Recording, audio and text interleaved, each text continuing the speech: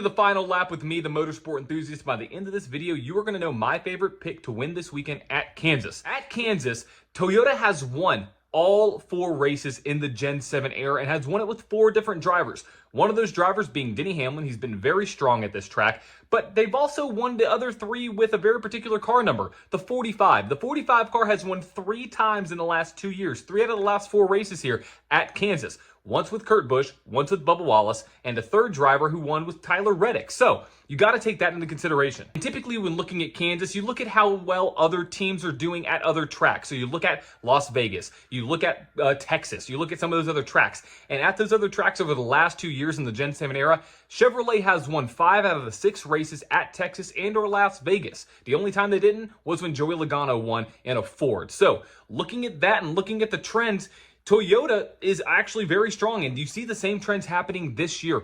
Who won at Texas and who won at Las Vegas? Chevrolets. So looking at the trends, Toyota is on track to win again here at Texas this weekend. So let's talk about some of the drivers and some of their driver averages. Denny Hamlin over the last 2 years has had an average finish of 2.25, the highest among all active drivers. Right behind him, you have the actual 45 car. Now, there's been multiple different drivers, but I like that because that means the car is very strong. Drivers in the 45 car have an average finish of 3rd in the last 4 races at Kansas. Now, when you think about Kansas, you think about Denny Hamlin beating out Kyle Larson. So let's talk about Kyle Larson a little bit. He was very strong at Dover. Kyle Larson and Denny Hamlin, Hamlin won, so Larson came in second, won 2. And we've seen Hamlin beat out Larson at Kansas again. So Larson is a strong contender at these kind of racetracks. He has an average finish of 4th over the last 2 years. And one other driver I want to talk about who's been very consistent at Kansas is Ross Chastain. Even though he's in a Chevrolet, he's had an average finish of 8th. So watch out for Ross as well. Now, looking through all of the data and all of the analytics, here are my favorite picks to win this weekend.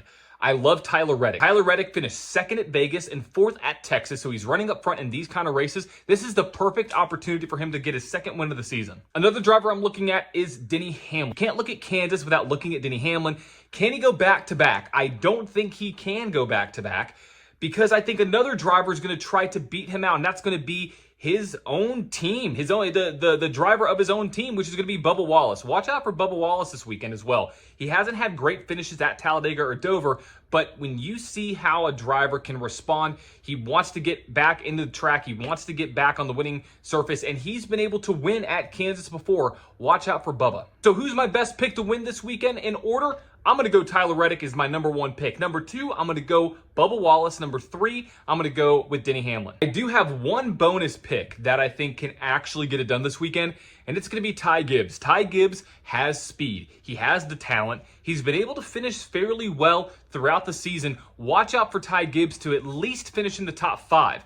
Also, look at Hendrick Motorsports. Over the last 6 races at Kansas, Hendrick Motorsports fills up 4 out of the top 7 average finishing positions. So, look at Larson, look at Byron, look at Elliott, look at Bowman to come back and get a monstrous finish at Kansas this weekend. All in all, I'm putting my money on Tyler Reddick. Now, if you're betting this weekend, make sure to not bet more than what you're willing to lose. This is not financial advice. I love Tyler Reddick. I love him at a top 3. I love him at a top 5. Same thing with Ty Gibbs. Same thing with some of the Hendrick drivers as well. So make sure to bet with what you are willing to lose.